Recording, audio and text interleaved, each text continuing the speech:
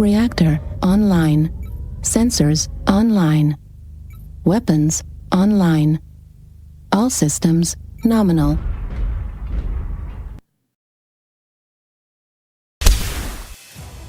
It's the most famous murder in BattleTech history. A chaotic throne room, a confused young man, and a friend handing him a gift right before shooting him in the head with it. If you think the Red Wedding was brutal, you haven't seen what Stefan Amaris did to the Star League.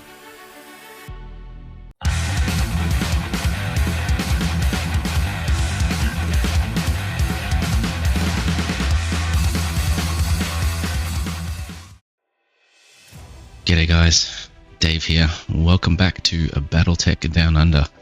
Last episode we looked at how the Star League was built on a lie. Today we watched the lie collapse. This is the story of the Amaris Civil War, a 13-year nightmare that killed the Star League, ruined the galaxy, and set the stage for 300 years of darkness. It's a story of a lonely kid, a sociopathic used car salesman, and the angriest general in the universe. Let's talk about the victim, Richard Cameron, First Lord of the Star League. Honestly, I feel sorry for the bloke. His dad died when he was a kid. He was raised by regents, bureaucrats and generals who treated him like a nuisance, not a person. Even General Kerensky, the head of the military, was more like a distant, strict uncle than a father. Richard was the most powerful teenager in the universe, but he was completely isolated. He was desperate for approval. He just wanted someone to take him seriously, to treat him like a man, not a figurehead. And that is when the shark entered the pool. Enter Stefan Amaris, ruler of the Rim-World Republic. If the great houses were the neighbours from hell, Amaris was the dodgy bloke down the pub who always tried to sell you a genuine Rolex.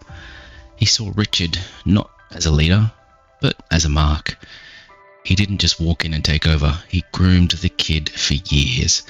He brought him illegal gifts, he told him the other house lords were laughing at him behind his back, which, to be fair, they were. He became the father figure Richard never had. Now, while General Kerensky was off committing war crimes in the Periphery, Amaris was whispering poison in Richard's ear. Send the army away, Richard. You don't need them judging you. My troops will protect you. I am your only true friend. And Richard, the poor naive bastard, he believed him. He signed the orders that allowed Amaris to move his private army right onto Terra's doorstep. But Amaris had a problem. As long as the SLDF, the Star League Defense Force, was nearby, he couldn't make his move. He needed the watchdog gone. So he looked at the Periphery, those people the Star League had been stepping on for decades, and he handed them a match. He secretly funded a massive uprising in the new Vandenberg province. He gave nuclear weapons and advanced mechs to the rebels. He basically told them, go on lads, have a crack at the tyrants. He didn't care about their freedom. He just needed them to be loud enough to annoy Kerensky. And it worked perfectly. General Kerensky, never one to turn down a good stomp, took the bait. He took almost the entire Star League army, the bulk of the royal divisions, and marched them out to the edge of space to put the boot in one more time. Terra was empty, the door was unlocked, and Stefan Amaris walked right in. The date's December 27th, 2766. Richard Cameron thinks he's about to sign a treaty that will bring peace. Instead, Amaris hands him a laser pistol as a gift, and then uses it to execute him. Then his troops slaughtered every single member of the Cameron family. Men, women, children, gone in an afternoon. Amaris declared himself emperor. And this wasn't a peaceful transition. He purged the government. He nuked cities that resisted. He seized space defense systems, massive automated drone warships that protected Terra. He thought he'd won. He thought Kerensky would see the new reality and just accept it. He was wrong.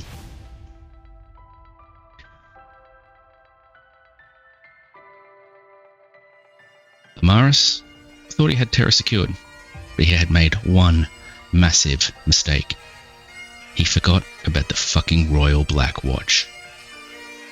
The Black Watch were the First Lord's personal bodyguards, the elite of the elite, Northwind Highlanders who traced their lineage back to ancient Scotland. Amaris knew he couldn't beat them in a fair fight, so, being the coward he was, he dropped a tactical nuke on their barracks while they were sleeping. He thought that was it. Job's done. He was wrong. Out of the radioactive crater, 9 mechs stood up, 9 against an entire army. Led by Colonel Honey Schmidt, these absolute mad lads didn't retreat. They didn't call for help. They broadcasted fucking bagpipes over an open channel, and they charged. They held Gorst flats for days. They fought until their ammunition ran dry. Then they used their fists. It took another tactical nuke to finally put them down. And even then, some of them still escaped to form what would be called the Ghosts of the Black Watch, and continued to fight against Amaris. Using guerrilla tactics, they doggedly took the fight to Amaris' troops time and time again until relief finally arrived. A young Colleen Schmidt, granddaughter of the unit commander, provided intelligence to the 4th Corps for their assault across the Cascade Mountains and then into Unity City.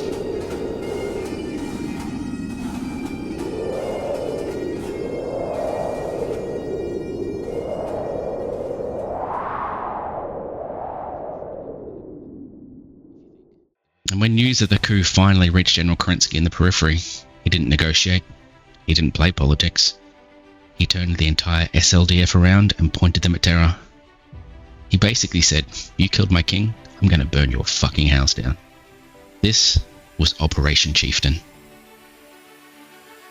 It wasn't a quick war. It took 7 years. First, Kerensky had to conquer the Rimworld Republic to cut off Amaris' supply lines.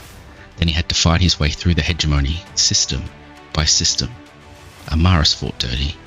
He used those automated drone ships, the Caspar drones, to suicide ram SLDF fleets.